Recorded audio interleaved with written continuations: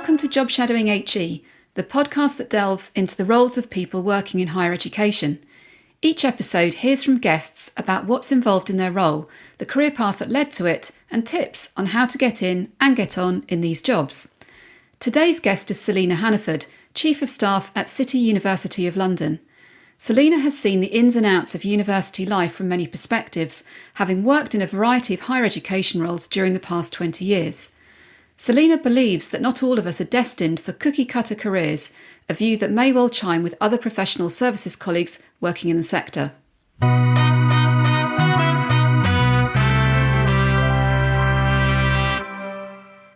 So Selina, welcome to Job Shadowing HE. Let's start our conversation with the Chief of Staff title. It's very commanding and powerful. Can you tell us more about what it means in practice?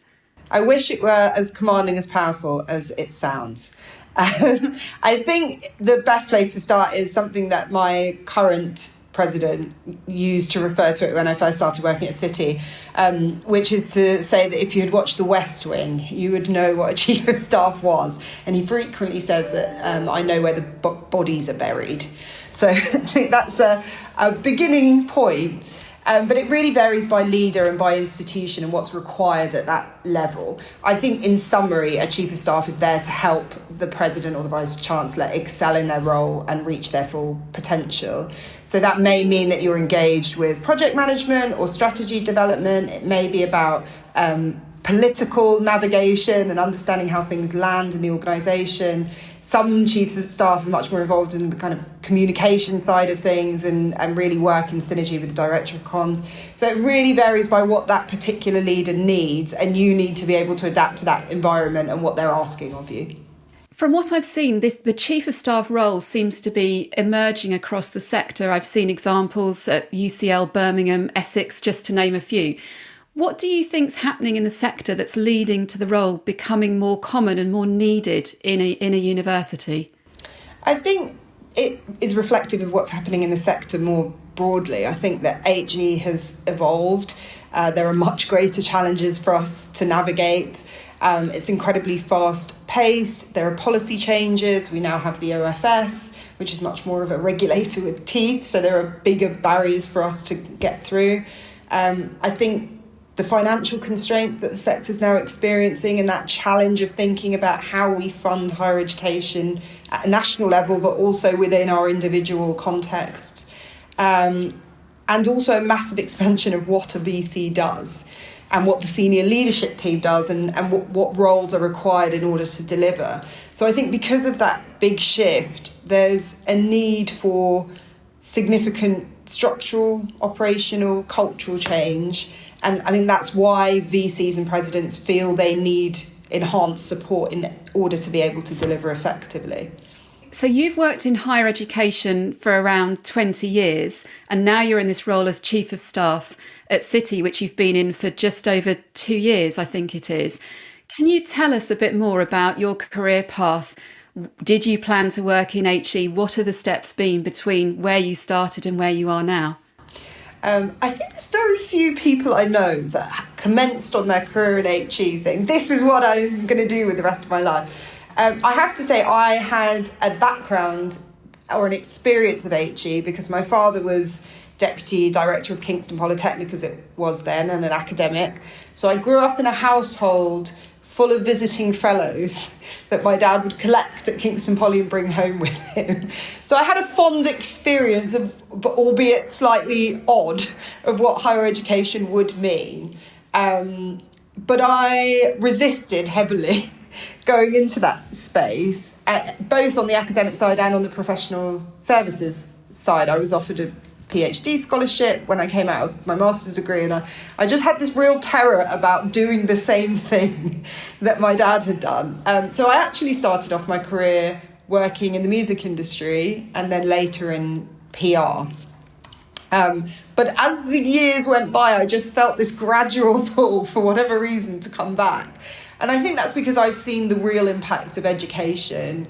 In the case of my father, who came from a very poor background in Devon and completely transformed his life through education later in life, and also through my mother, who came to the UK to study to become a nurse. So I think there was something about wanting to be back in that space and being in a space that I felt had a purpose and I was passionate about. So left all of the what sounded very fun music industry life behind me, and joined my first educational role at the Association of Commonwealth Universities, which was a really exciting way to get into the sector and to understand the kind of global aspect of it, bringing students from the Commonwealth to the UK to study here, but also to get a taste of different elements of higher education administration. So not just supporting the students, but also working in events management, working on projects that were with other universities across that space. So it was a really nice way to kind of come into it and learn a lot about different elements. And then I went on to other roles as Deputy Institute Manager at the University of London, moving into planning at the London School of Economics and Political Science, and then moving into the Director's Office there, doing a very similar role to my current role at City, before taking a sort of sidestep into a private music HE provider, which gave a very different perspective, and then coming back here to City. So it's been quite a diverse journey. I've had exposure to a lot of different functions, and I think that's what kind of has enabled me to be an effective Chief of Staff. And I think alongside that has been a kind of journey of constant personal development, so pushing myself, doing different qualifications, understanding what I needed to be able to do the role well and to be enhanced in that. And looking back on that time, and it sounds like you say you've had exposure to really some quite different activities.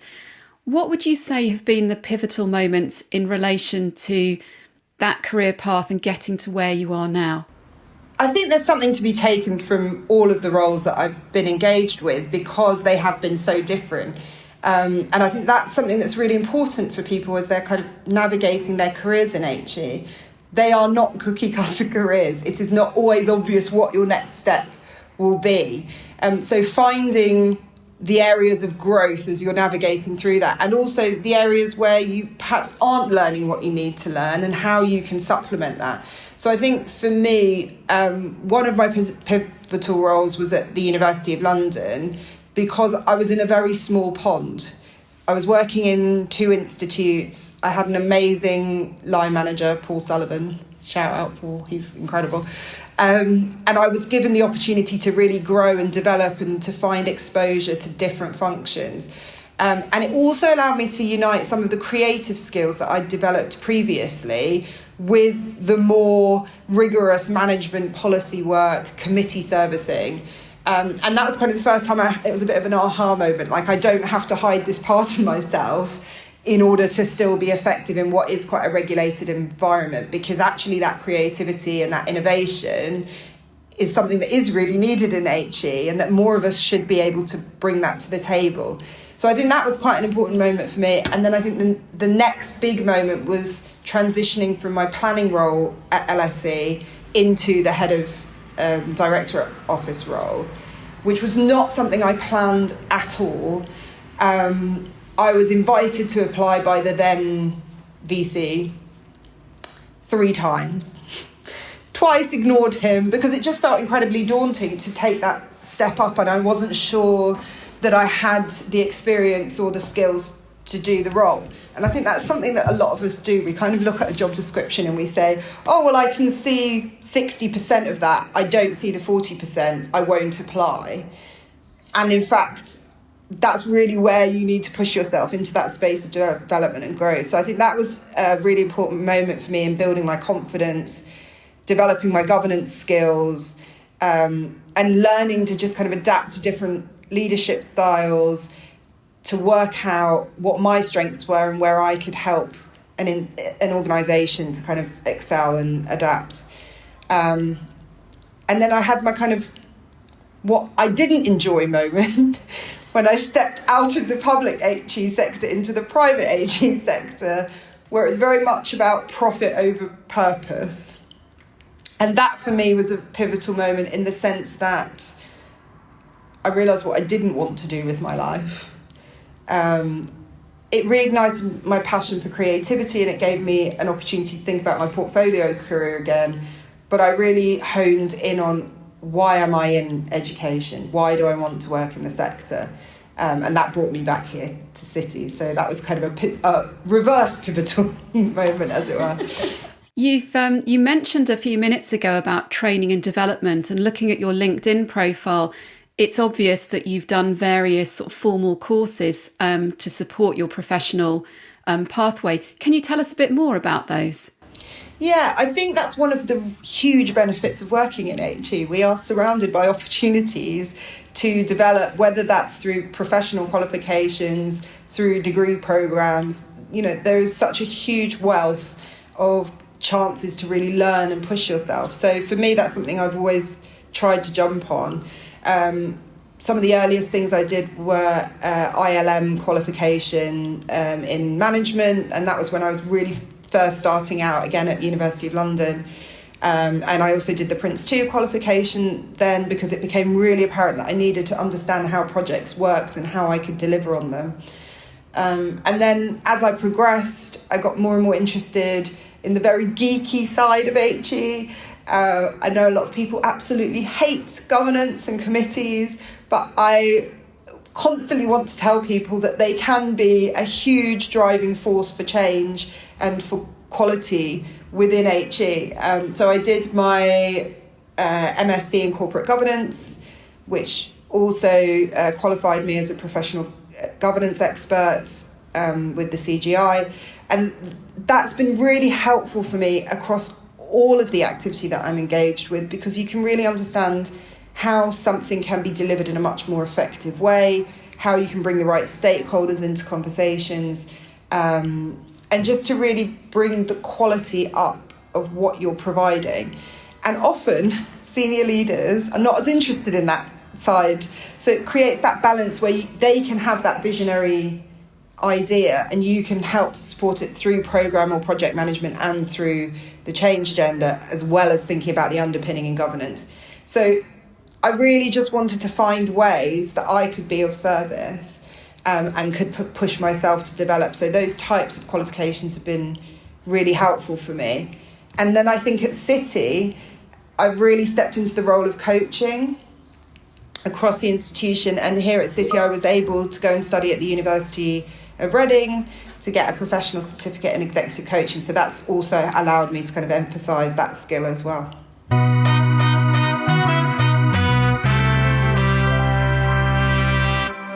At the heart of this of the Chief of Staff job is a close working relationship with a Vice-Chancellor or President.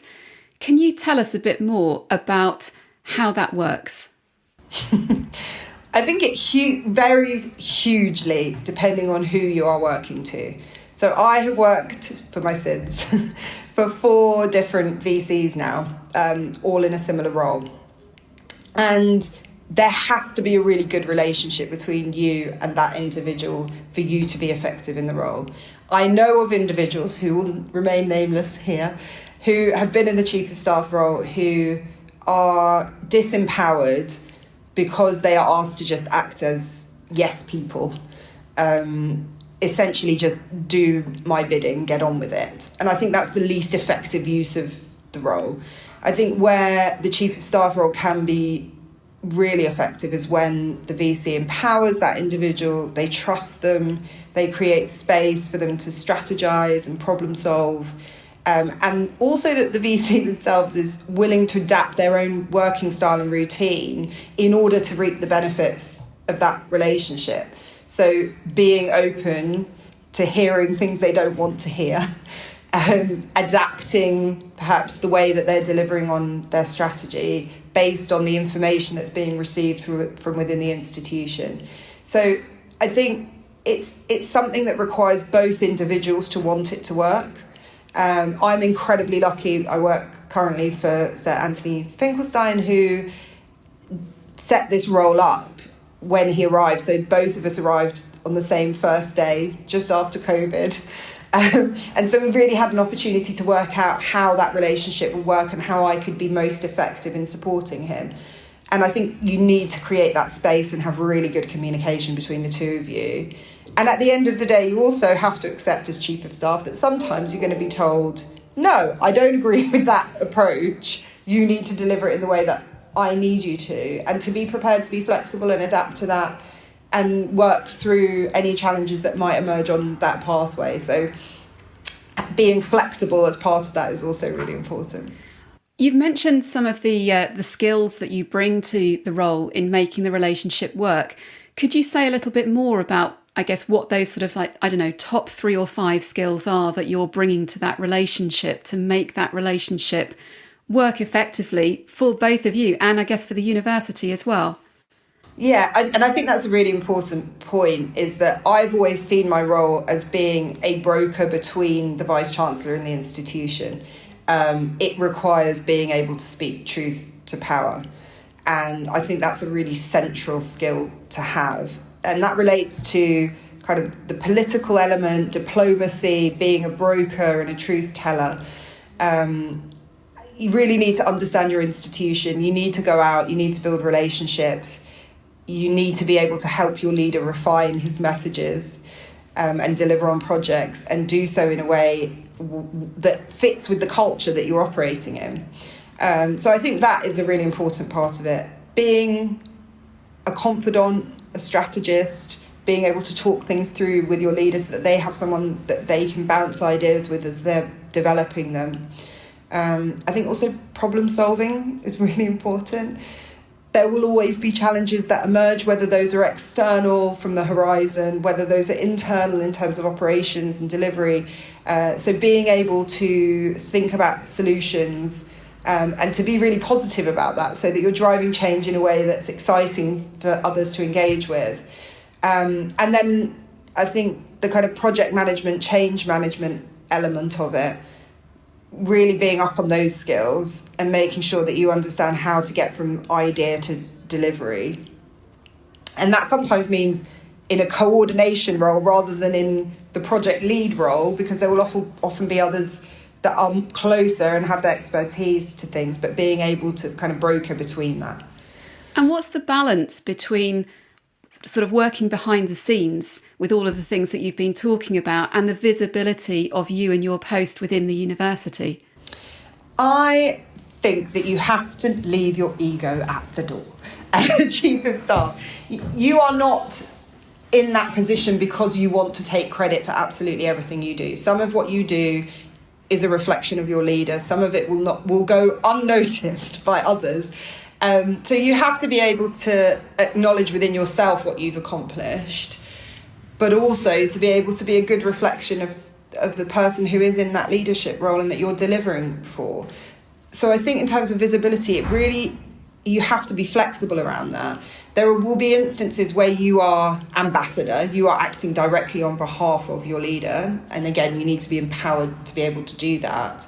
There are other instances where you will need to be invisible in a situation and just quietly pushing the pieces around to assist with something.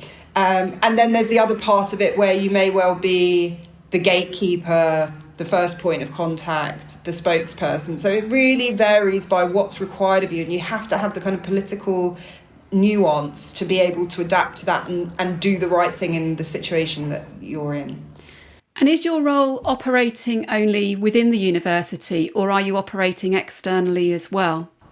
So again, this really varies by Chief of Staff. I've had experiences where I have been very internally focused, and that's usually because the institution is driving a large-scale change programme and needs the Chief of Staff to be very in the detail. And I've also had experiences where I am called to be ambassador, to engage with external organisations, to be talking to political groups, to be talking to lobbyists, to be talking to the Office for Students.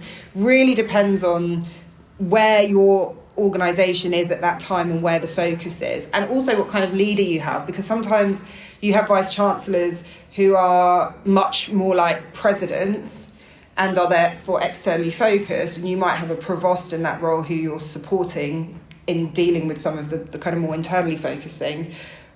Or you may find that your senior leader is less keen on doing some of that external work or fundraising, and then you will step into those positions. So you have to be adaptable to that.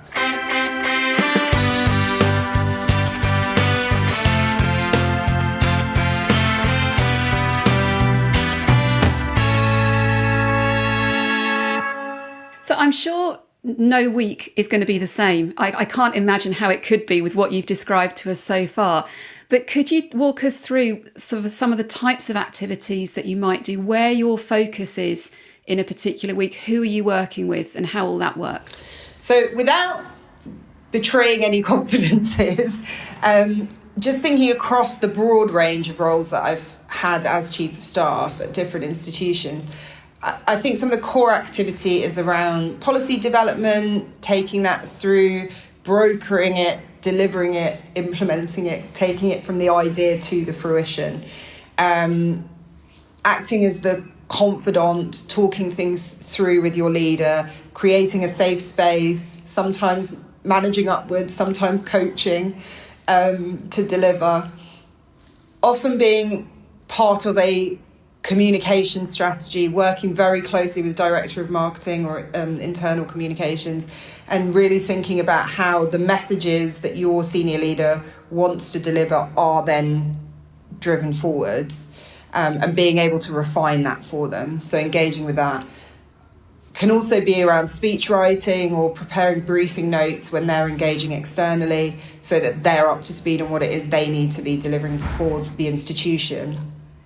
You could be involved with either as coordinator or lead around major programs of change or projects that need to be delivered in different parts of the organisation. And then you're often engaged with bringing together people from different functions who might otherwise not engage with one another, and your role there is to kind of be the glue to bring it all together. And then I think a really big part of it is the kind of political piece, to go back to that, understanding the institution, how things will land, navigating conflict, and just really being at the heart of that and trying to be as supportive of everyone involved and understanding their positioning. And from what you shared with us in walking us through those activities and what you've said so far in this episode, it's really clear that the Chief of Staff is very much focused on serving others, serving the Vice-Chancellor or President, serving the senior team, serving the university. Can you be you in that setting? Can you be your real self? I think you have to be. I think it's really important to be authentic in your leadership, particularly in the HE environment, which really does have, we complain a lot about it as a sector, but actually it's got a very good balance between your work and your real life. And I think people see through if you are trying to be someone you're not. So it's always been something that's really important to me, to be authentic in the way that I'm engaging. It's challenging at times. I have had personal experiences. For example, 10 years ago when I was at LSE, I was going through a series of infertility treatments, which obviously had a huge impact on me and my ability to be as present as I needed to be in different moments. But by talking that through with my then director, Craig Calhoun, I was able to be really honest and open about the experience I was having, and then be more effective in the way that I was delivering when I was at work, because I wasn't trying to hide something. So I think it's really important to work out what is of greatest benefit to you. How can you operate most effectively, whilst also understanding that you are there to serve others and that you will need to adapt that to their needs across the organisation. But I think people respect you more when you're able to bring some of those challenges with you, because it also shows your empathy, your compassion, your ability to adapt to different people's circumstances and to understand the challenges they might be facing as they embark on what is a really unsettling and change-focused environment at the moment. So in many ways, it's actually about enhancing the relationships that you have with other people by being able to be yourself and enabling them to do likewise. Absolutely.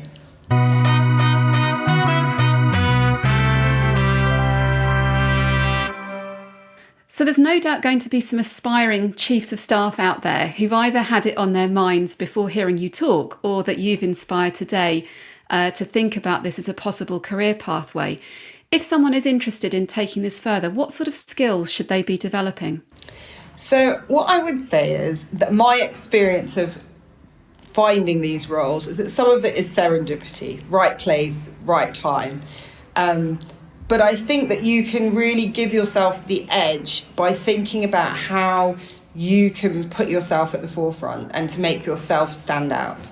I think conversations that I've had over my 20-year career in HE is that very few people set out at the beginning with a vision of what their ultimate goal is, or what role they want to move into. So making sure that you are in the best possible position to be noticed, and that you are identifying and driving change initiatives in the space that you're in, even when you're in junior roles, being conscious of continuous improvement and thinking about ways that you can enhance how your team are doing something is a really good way to stand out. I think that spearheading projects, being prepared to put your head above the parapet and say, this isn't working, can I get involved?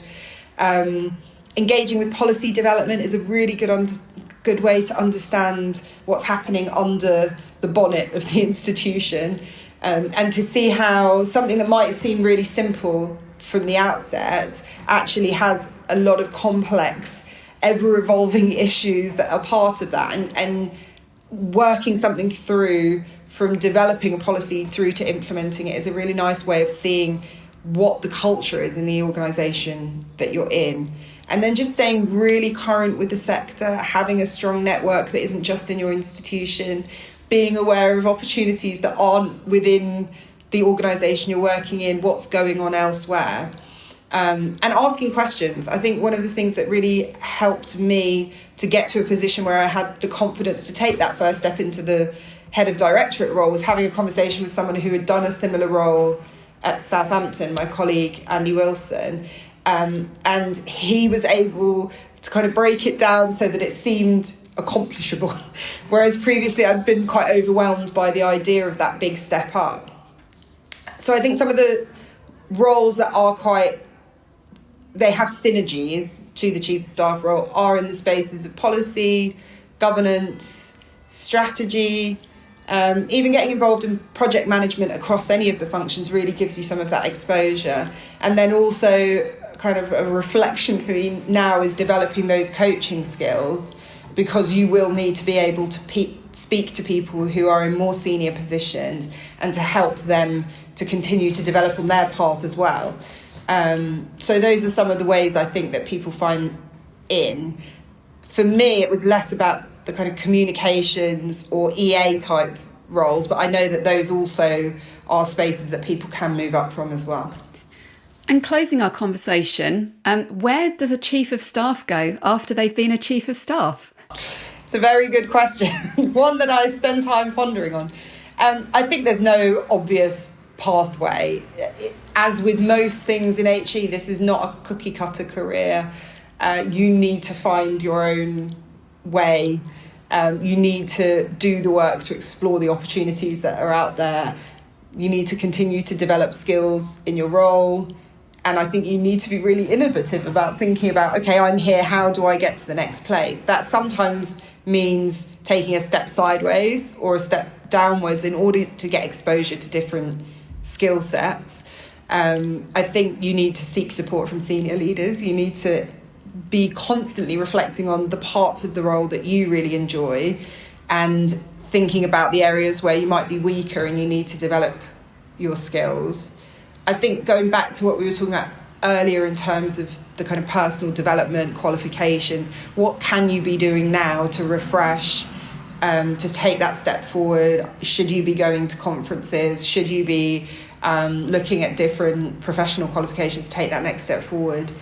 I think HE is a really exciting and ever-evolving sector to be in. It's perhaps not always portrayed that way, but I think it definitely is. It can appear to be difficult to navigate because there aren't those clarified pathways. But I think when you bring your creativity and your innovation and personal development to the fore, that's where those opportunities tend to arise. Sometimes it's about creating a job for yourself. For me, I think because I have this other life on the side, which we haven't really touched on here, but that, I have my own music management company, I'm an executive coach, as well as being Chief of Staff here. For me, it's really about finding that balance of a portfolio career, of drawing on the things that I'm really passionate about, I want to continue to work with senior leadership to help them to deliver on their vision. And I think my coaching strand really allows me to kind of partner with individuals at different stages of their career to think about the opportunities that are available to them and to be creative in that space. So that's where I see myself. But I think there's a whole plethora of opportunities that become available depending on where you've specialised as part of the role that you're in. Selina, it's been brilliant talking with you today. Thanks so much for your time in letting me shadow you. Thank you so much for inviting me on.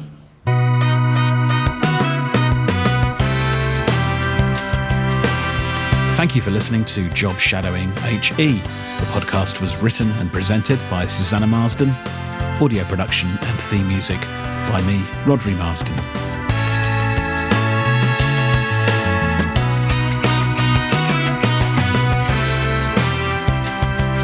For more information about this podcast, just visit jobshadowinghe.podbean.com.